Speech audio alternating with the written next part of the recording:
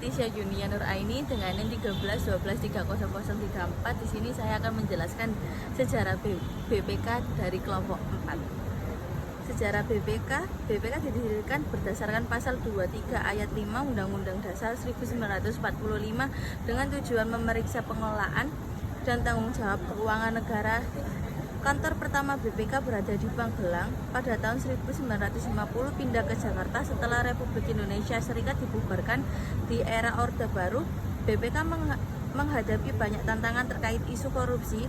Pada tahun 1998, sekarang era reformasi, memperkuat peran BPK dengan amandemen Undang-Undang Dasar 1945 dan penerbitan UU 015 tahun 2004 tentang pemeriksaan pengelolaan dan tanggung jawab keuangan negara. Sekian, terima kasih. Assalamualaikum warahmatullahi wabarakatuh. Nama saya Raka Farli Sanjaya.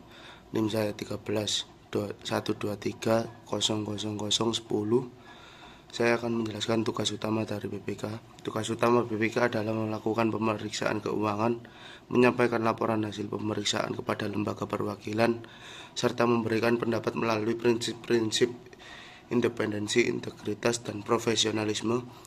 BPK berfungsi sebagai pengawal eksternal yang memastikan bahwa dana publik dikelola dengan baik dan sesuai dengan peraturan yang berlaku. Dan pertimbangan terkait pengelolaan keuangan negara, BPK sebagai pilar penting dalam mendukung pemerintahan yang bersih dan efektif di Indonesia. Baik, di sini saya akan melanjutkan, yaitu wewenang BPK. 1. Menetapkan standar pemeriksaan. BPK berwenang menetapkan standar pemeriksaan keuangan negara yang wajib diikuti oleh auditor di lingkungan BPK. 2. Merencanakan dan melaksanakan pemeriksaan. BPK memiliki kewenangan penuh dalam merencanakan dan melaksanakan pemeriksaan secara independen, baik yang bersifat rutin maupun khusus. 3. Meminta keterangan dan dokumen.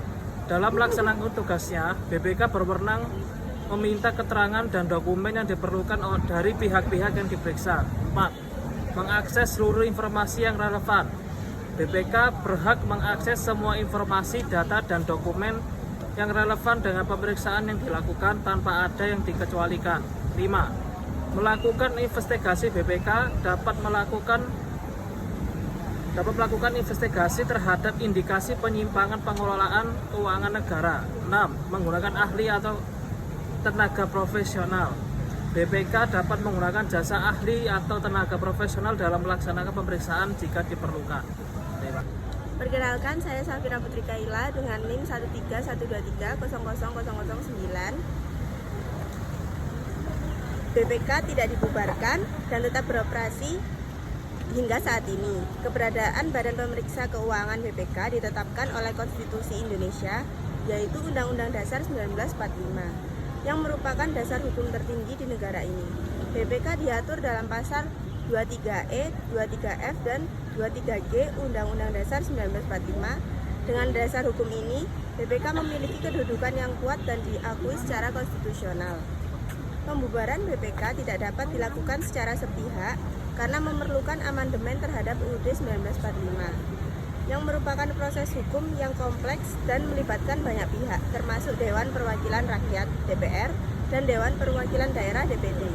Hingga saat ini, BPK terus menjalankan tugas dan wewenangnya untuk memastikan transparansi dan akuntabilitas dalam pengelolaan keuangan negara di Indonesia. Perkenalkan, nama saya Diana Eka Setia dengan NIM 131 23060 dari kelompok 4. Di sini saya akan menjelaskan tentang saran jika BPK dibubarkan. Jika BPK atau Badan Pemeriksa Keuangan dibubarkan, maka harus didirikan lembaga baru yang memiliki fungsi dan kewenangan serupa dengan BPK. Lembaga ini harus independen dan bebas dari pengaruh politik serta memiliki otoritas untuk melakukan audit terhadap pengelolaan keuangan negara. Selanjutnya, melakukan reformasi undang-undang dan regulasi untuk memastikan bahwa mekanisme pengawasan keuangan tetap kuat. Ini termasuk memperkuat sanksi bagi penyimpangan keuangan dan korupsi yang sering terjadi di Indonesia. Perkenalkan, nama saya Geraldine Alvara Airanun dengan NIM 13 12 3022 dari kelompok 4 akan menyampaikan kesimpulan dari tugas hukum tata negara tentang Badan Pemeriksa Keuangan atau BPK. Lembaga negara yang memainkan peran krusial dalam memastikan transparansi dan akuntabilitas pengelolaan keuangan negara di Indonesia. BPK ini didirikan pada tahun 1945 berdasarkan Undang-Undang 1945. BPK telah berkembang menjadi institusi independen yang bertugas memeriksa pengelolaan dan bertanggung jawab keuangan negara di berbagai tingkat pemerintahan dan badan usaha milik negara. Tugas utama BPK adalah melakukan pemeriksaan keuangan, menyampaikan laporan hasil pemeriksaan kepada lembaga perwakilan, serta memberikan pendapat. Melalui prinsip-prinsip independensi, integritas, dan profesionalisme, BPK berfungsi sebagai pengawasan eksternal yang memastikan bahwa dana publik dikelola dengan baik dan sesuai dengan peraturan yang berlaku. Dan pertimbangan terkait pengelolaan keuangan negara, BPK sebagai pilar penting dalam mendukung pemerintahan yang bersih dan efektif di Indonesia. Terima kasih.